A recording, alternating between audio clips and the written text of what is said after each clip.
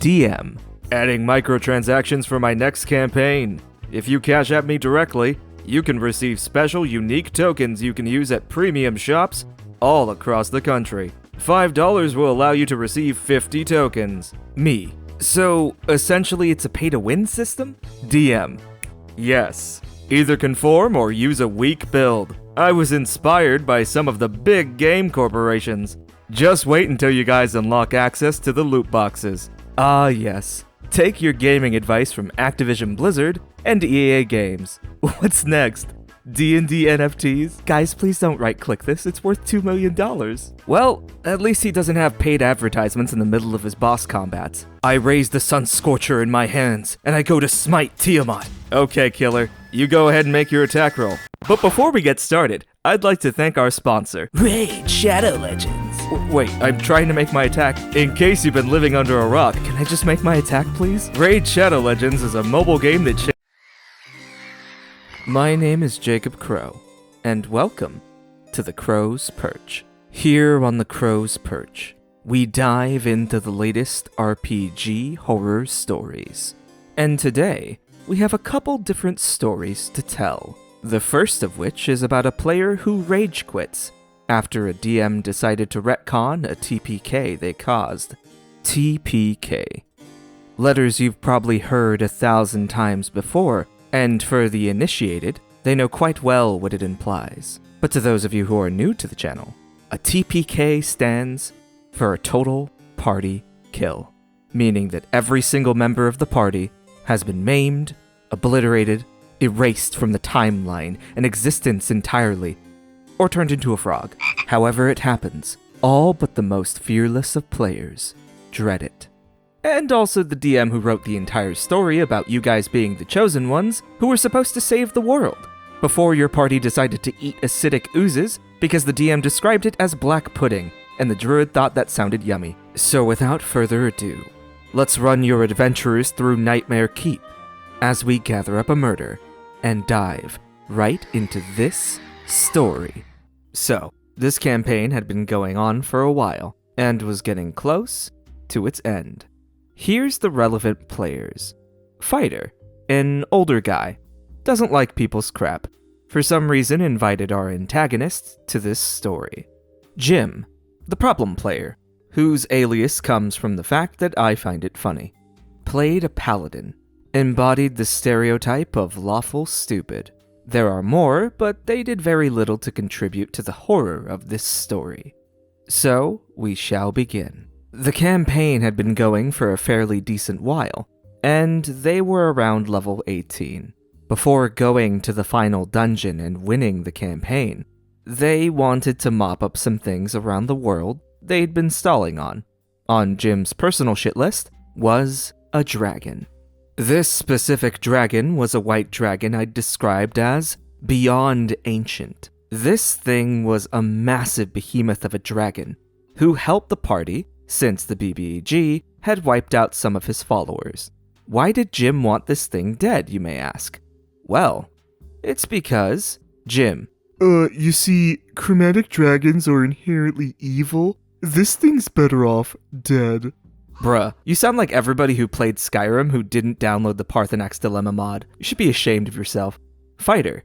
Sure, but we should focus on other stuff. This thing really hasn't been described as doing anything evil. What's the harm? Jim.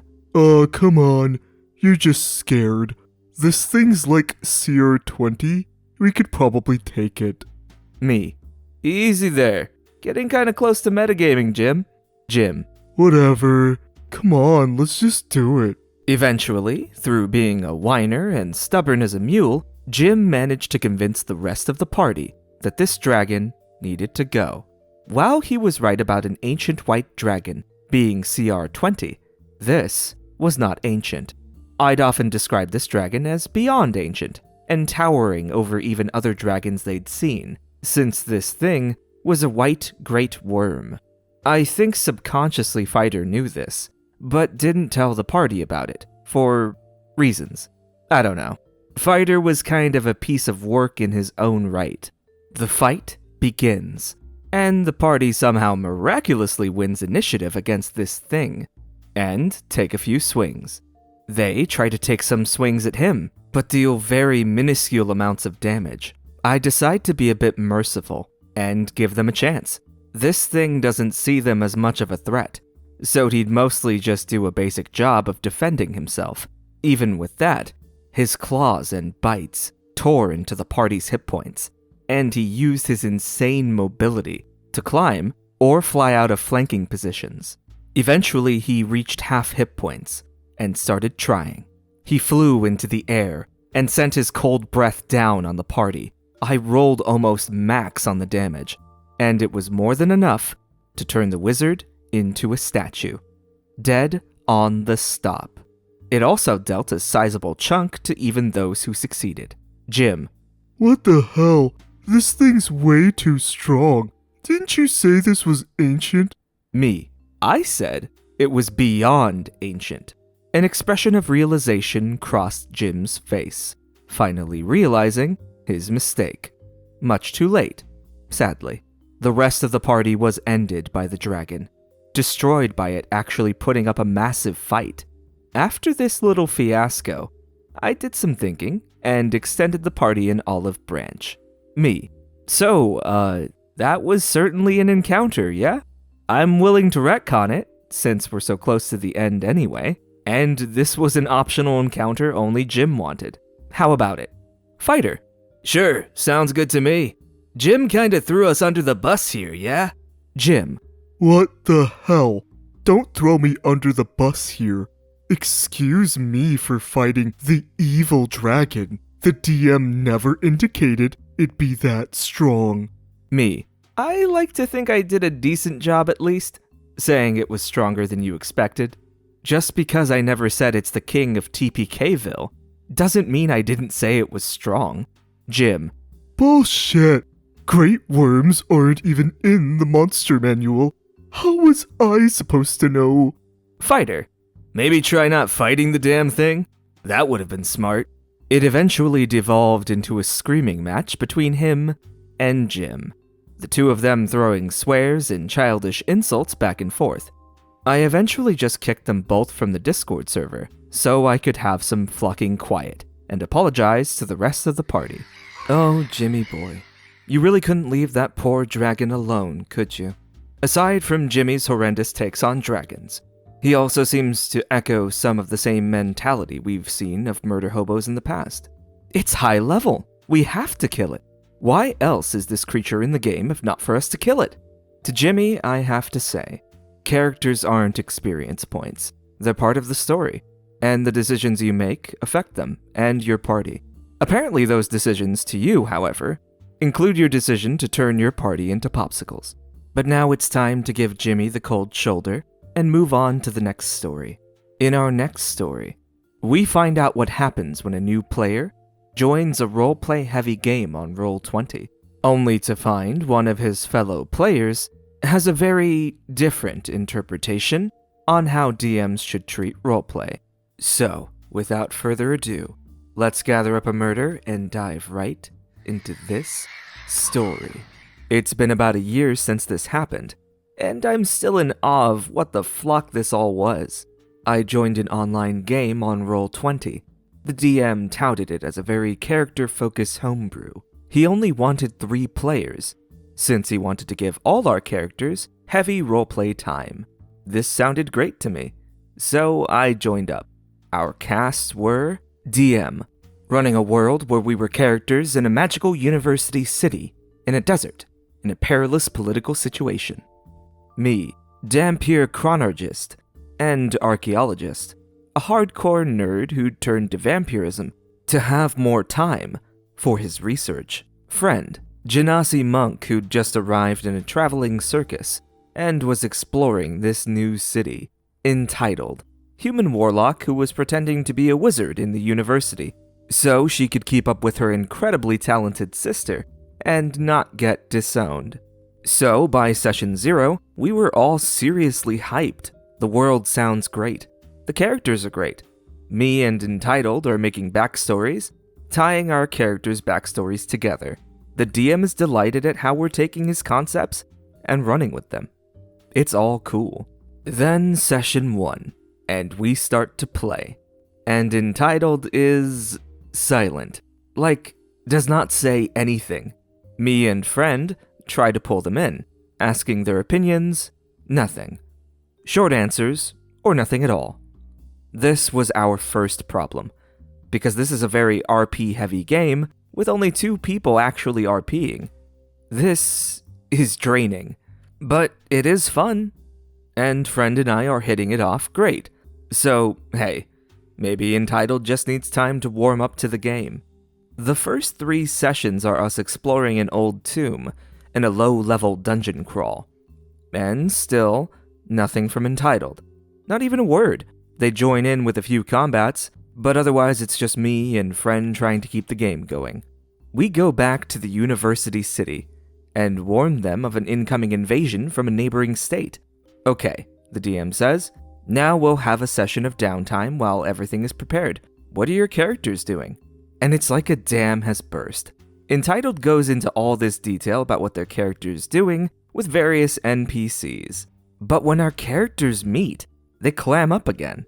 I'm confused by this. So I ask the DM if they'd be willing to allow another player into his game. Entitled has been so quiet in RP moments with us, and it's tiring to do group RP with just 2 people. Friend has mentioned a guy he knows, who sounds like they would be a great fit. Entitled, can we just stop having group RP?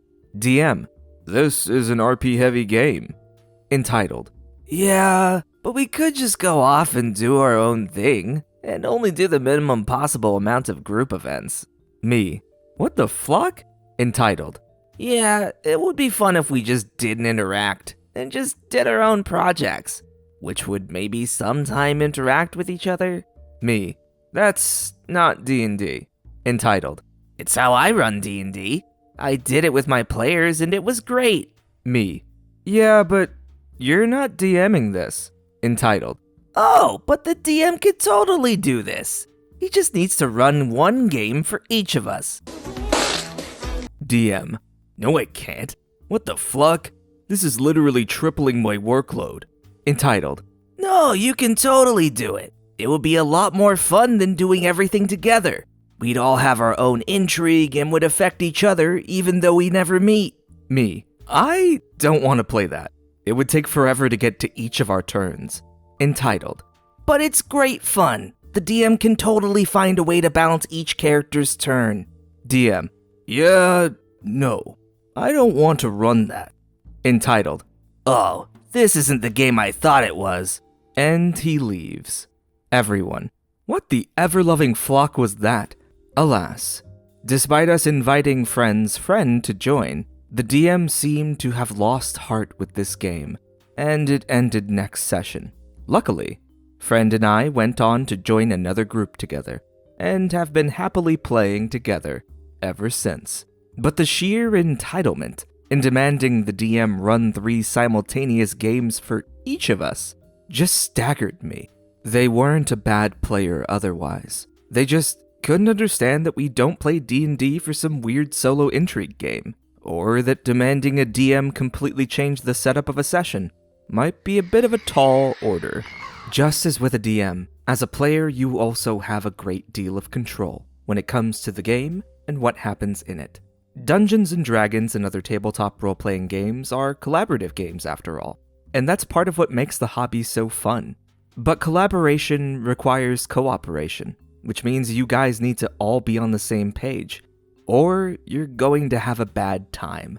As the age-old phrase goes, no D&D is better than bad D&D. Prioritize communication. If you don't like how your DM runs things, talk to them, and talk to the other players too.